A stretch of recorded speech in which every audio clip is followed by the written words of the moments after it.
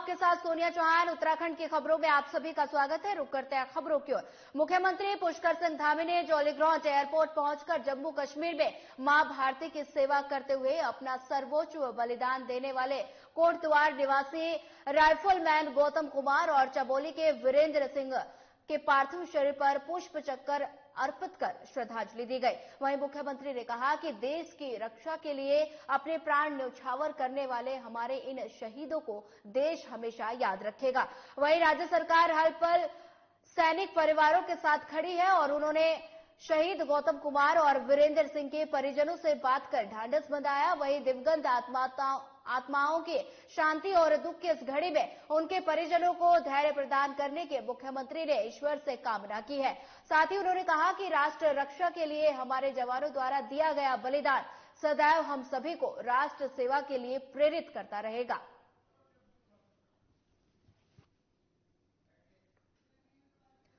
बता दें कि देहरादून की तस्वीरें हैं जहां जाबांजों का पार्थिव शरीर जौलीग्रांट पहुंचा और सीएम पुष्कर सिंह धामी ने उन्हें भावभीनी श्रद्धांजलि दी और कहा कि देश शहीदों के बलिदान को हमेशा याद रखेगा।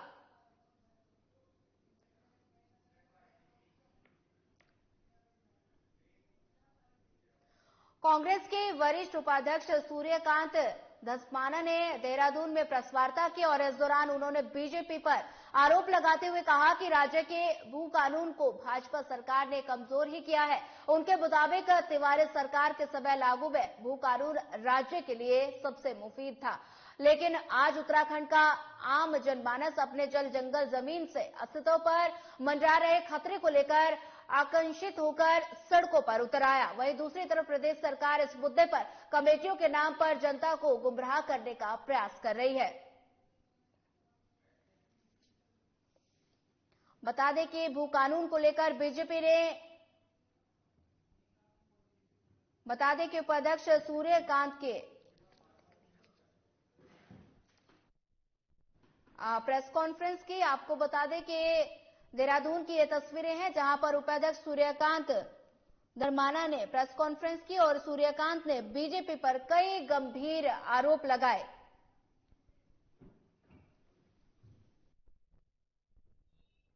देखिए, आज राज्य की जनता के मन में एक बहुत बड़ी आशंका है कि उसका जल जंगल जमीन सुरक्षित नहीं है, उसको छीनने का खतरा है। इसी का आज देखा आपने कि कितनी बड़ी संख्या में स्वतः स्फूर्त हजारों लोग अपने जल को, जंगल को, जमीन को बचाने के लिए सख्त भू कानून और मूल निवास के प्रमाण पत्र के लिए सड़कों पर उतरे।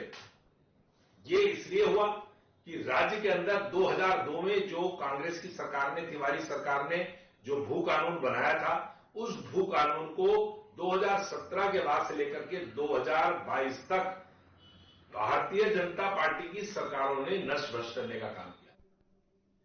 उत्तराखंड जाट महासभा की प्रदेश कार्यकारिणी की बैठक राजधानी देहरादून में आयोजित की गई, जिसमें प्रदेश भर के अलग अलग जगह से आए पदाधिकारी शामिल हुए। वहीं उत्तराखंड जाट महासभा का उद्देश्य है समाज में भाईचारा बढ़ाने, सामाजिक उत्थान, शिक्षा और समाज में बढ़ रही कुरीतियों को रोकने के लिए, साथ ही महिलाओं में और बच्चों में शिक्षा और स्वास्थ्य के प्रति जागरूकता बढ़ाने का, पर्यावरण संरक्षण, वृक्षारोपण, जल और भू संरक्षण के कार्यों से सामूहिक रूप से योगदान करना।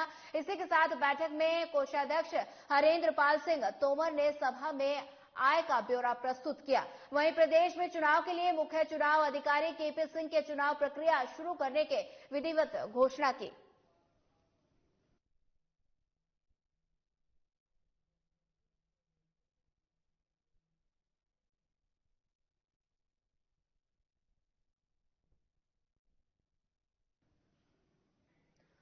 उत्तराखंड फिल्म डेस्टिनेशन की तरफ से बढ़ रहा है। बता दें कि राज्य के कई इलाकों में कई दोनों हिंदी फिल्मों की शूटिंग चल रही है। वहीं राजधानी देहरादून में भी करीब 1 महीने से मशहूर फिल्मकार अमित करसानिया अपने फिल्म की शूटिंग कर रहे हैं। इससे पहले भी उनकी film I don't love you दर्शकों को खूब पसंद आई थी और अब देहरादून के डोईवाला क्षेत्र में इस फिल्म को शूट किया जा रहा है। फिल्म में 2022 की भारतीय मॉडल और सौंदर्य प्रतियोगिता विजेता दिविता राय किरदार निभा रही हैं। उन्होंने फिल्म की कहानी की सराहना करते हुए कहा कि आज के युवाओं को ये फिल्म काफी पसंद आने वाली है। अभिनेता अध्ययन सुमन ने कहा कि फिल्म में 90 के दशक के दौर को दर्शाया गया है। बता दें कि फिल्म शूटिंग डेस्टिनेशन बना उत्तराखंड और फिल्म की शूटिंग देहरादून में चल रही है, जहां पे फिल्म में 90 के दशक के दौर को दर्शाया गया है। और बता दें कि फिल्म में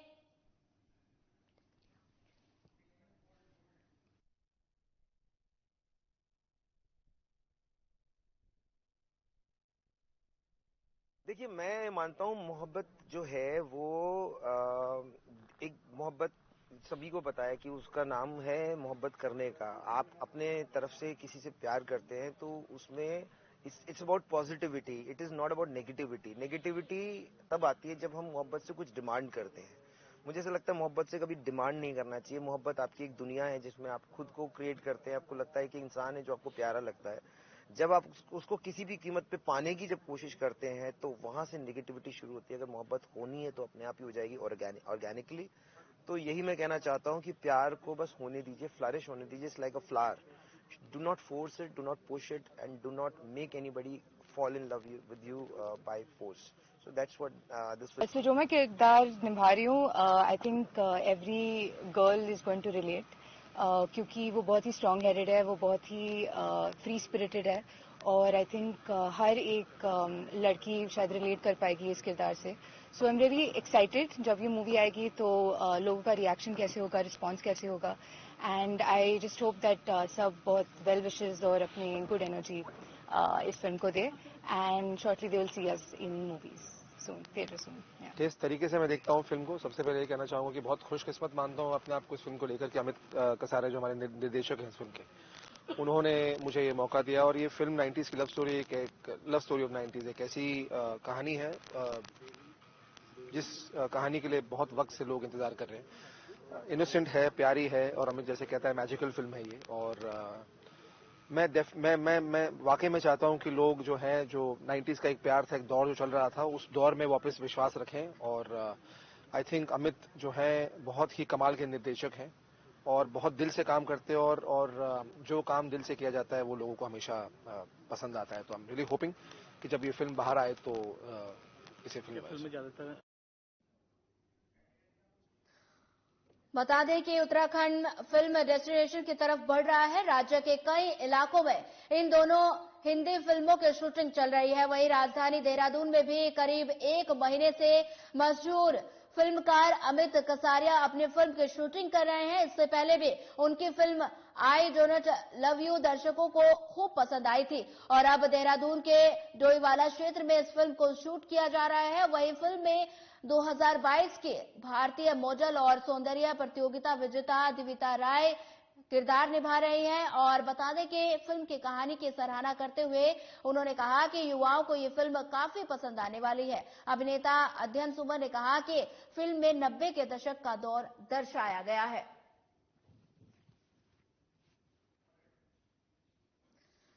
बता दें कि उत्तराखंड फिल्म डेस्टिनेशन की तरफ लगातार बढ़ रहा है और राज्य के कई इलाकों में इन दिनों हिंदी फिल्मों की शूटिंग चल रही है। वहीं राजधानी देहरादून में भी करीब 1 महीने से मशहूर फिल्मकार अमित कसारिया अपनी फिल्म की शूटिंग कर रहे हैं और इससे पहले भी उनकी film I do not love you दर्शकों को खूब पसंद आई थी और अब देहरादून के डोईवाला क्षेत्र में इस फिल्म को शूट किया जा रहा है। फिल्म में 2022 की भारतीय मॉडल और सौंदर्य प्रतियोगिता विजेता दिविता राय किरदार निभा रही है। वहीं उन्होंने कहा कि कहानी की सराहना करते हुए आज के युवाओं को ये फिल्म काफी पसंद आने वाली है। अभिनेता अध्ययन सुमन ने कहा कि फिल्म में 90 के दशक के दौर को दर्शाया गया है। बता दें कि फिल्म शूटिंग डेस्टिनेशन उत्तराखंड बन रहा है। अमित कसारिया कर रहे फिल्म की शूटिंग। वहीं फिल्म में 90 के दशक के दौर को दर्शाया गया और फिल्म में 2022 की भारतीय मॉडल और सौंदर्य प्रतियोगिता विजेता दिविता राय इस फिल्म में किरदार निभा रही हैं। उन्होंने फिल्म की कहानी की सराहना करते हुए कहा कि युवाओं को ये फिल्म काफी पसंद आने वाली है। अभिनेता अध्ययन सुबह ने कहा कि फिल्म में 90 के दशक का दौर दर्शाया गया है। बता दें कि उत्तराखंड फिल्म डेस्टिनेशन की तरफ लगातार बढ़ रहा है और राज्य के कई इलाकों में इन दिनों हिंदी फिल्मों की शूटिंग चल रही है और वहीं राजधानी देहरादून में भी 1 महीने से मशहूर फिल्मकार अमित कसारिया अपने फिल्म की शूटिंग कर रहे हैं।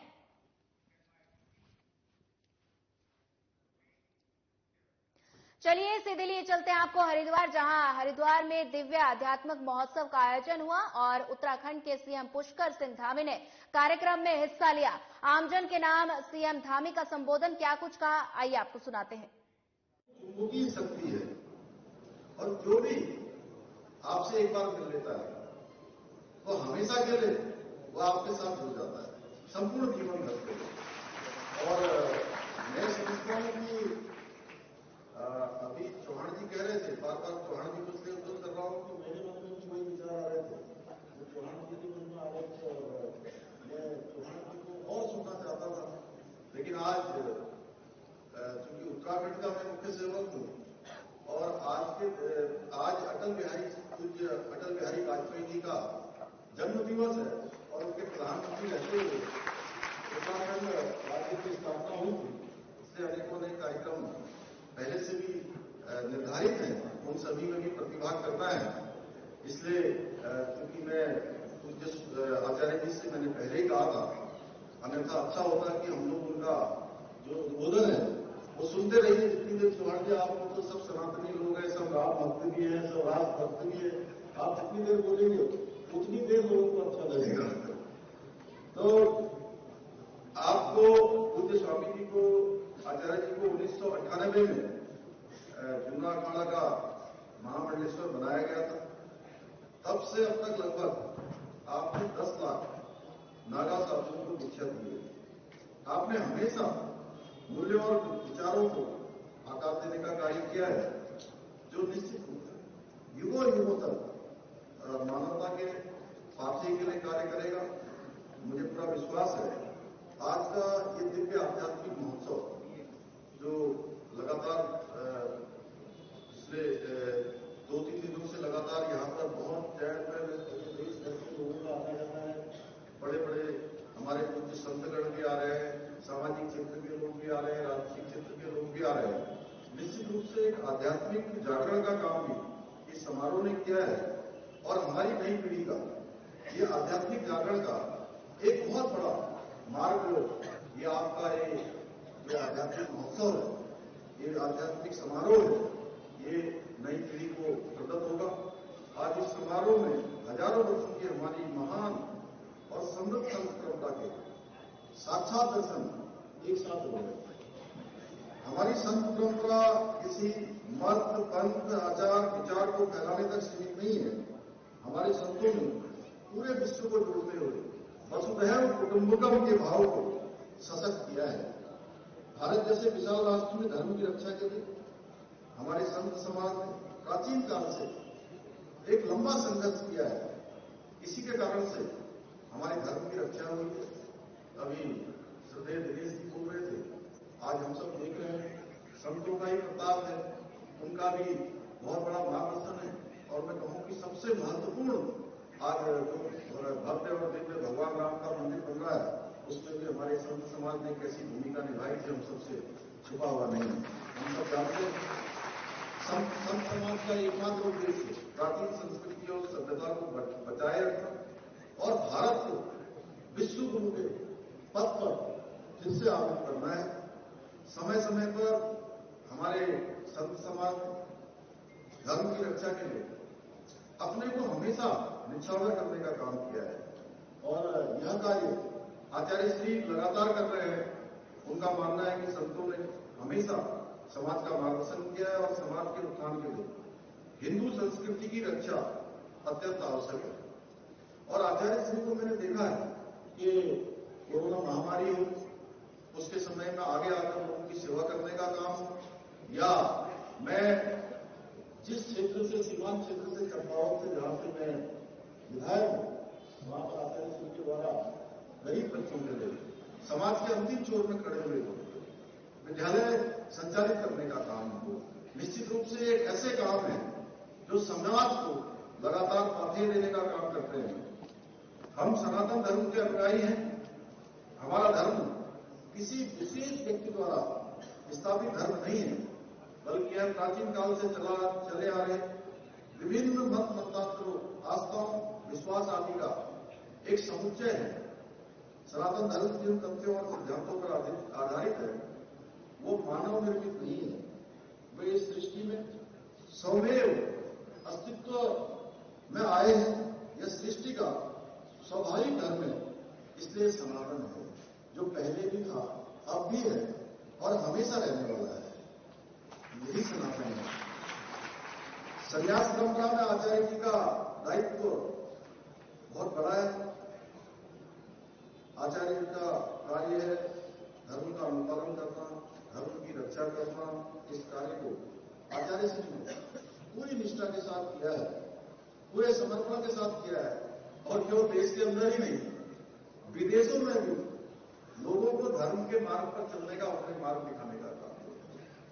दुनिया के अंदर, भारत के अंदर तो अलग जगह ही है, दुनिया के अंदर अलग जगाने का काम किया गया है। गीता में कहा गया है, न ही ज्ञानेन सदृशम पवित्रम यह विद्यते, अर्थात ज्ञान से पवित्र और कुछ भी नहीं है। मैं आशा करता हूं कि आपका ज्ञान, आप प्रेरणा हम सबका हमेशा मार्गदर्शन करती रहेगी और हमें राष्ट्र निर्माण के पथ पर अग्रसर करने में आपका पाथेय हमेशा हम सबको प्राप्त होता रहेगा। हम सब जानते हैं हमारे देश के यशस्वी प्रधानमंत्री आदरणीय मोदी जी के नेतृत्व में आज अभूतपूर्व रूप से भारत का सांस्कृतिक जागरण हो रहा है, सांस्कृतिक उत्थान हो रहा है और सनातन संस्कृति का परचम पूरे विश्व में लहरा रहा है। उसमें मैं बहुत विस्तार से नहीं जाऊंगा, क्योंकि हम सभी जानते हैं, चाहे आज हम भगवान राम लला विराजमान हो रहे हैं, अयोध्या में भगवान राम का भव्य और दिव्य मंदिर बन रहा है, या दिव्य काशी और भव्य काशी हमारे सामने आया है, उज्जैन का महाकाल हो, या देवभूमि उत्तराखंड में केदारनाथ जी का पुनर्निर्माण हो, बद्रीनाथ जी का नया मास्टर प्लान बनना हो, या हेमकुंड साहब जाने के लिए रोपवे का शिलान्यास हो, केदारनाथ जी के लिए रोपवे का शिलान्यास हो, 4 धाम कॉरिडोर बोल रहे हम। जिस प्रकार से हमारे देव स्थानों को, और अभी अभी उत्तराखंड में हमारे आदरणीय प्रधानमंत्री, पहले ऐसे प्रधानमंत्री है जो सीमांत क्षेत्र जौलिंग में 18,000 फुट की ऊंचाई पर पार्वती कुंड और आदि कैलाश के दर्शन होने की और पूरी दुनिया को इसको बताने का काम किया। जहां उत्तराखंड में केदारखंड हमारा, उत्तराखंड में रिवर्स पलायन को लेकर अभी भी स्थिति कुछ ठीक नहीं है। अगर बात करें पर्वतीय क्षेत्रों के, तो वहां पर रिवर्स पलायन अभी पूर्ण रूप से नहीं हो पाया है। वहीं सरकार एक तरफ जहां रिवर्स पलायन को लेकर प्रयास कर रही है, लेकिन वो प्रयास अभी भी नाकाम साबित होते दिखाई पड़ रहे हैं। कांग्रेस के संगठन उपाध्यक्ष मथुरा दत्त जोशी ने कहा कि सरकार ने तो पलायन आयोग भी बनाया था, रिवर्स पलायन की बात भी सरकार ने ही की थी। अब सरकार को बताना चाहिए कि 7 साल में कितना रिवर्स पलायन हुआ और उस पर पलायन आयोग ने इन 7 सालों में क्या कुछ काम किया। वहीं मथुरा दत्त जोशी ने कहा कि जितना पलायन बीजेपी के शासनकाल में हुआ, उतना कभी नहीं हुआ। सरकार ने तो पलायन आयोग भी बनाया था, रिवर्स पलायन की बात की थी। सरकार को बताना चाहिए ना 7 साल में कितना रिवर्स पलायन हुआ, उस पलायन आयोग ने क्या काम किया। देखिए, जितना पलायन भाजपा के शासनकाल में हुआ है, मेरे ख्याल से कभी नहीं हुआ। 5-6 मुख्यमंत्री आते हैं पौड़ी से और सबसे ज्यादा पलायन वहां हुआ है। इससे बड़ी दुर्भाग्यपूर्ण बात और कुछ नहीं हो सकती है। पलायन कर रहे हैं लोग, लेकिन सरकार का उस तरफ कोई ध्यान नहीं है। फिलहाल इस बुलेटिन में इतना ही। ज्यादा खबरों के लिए बने रहिए हमारे साथ। नमस्कार।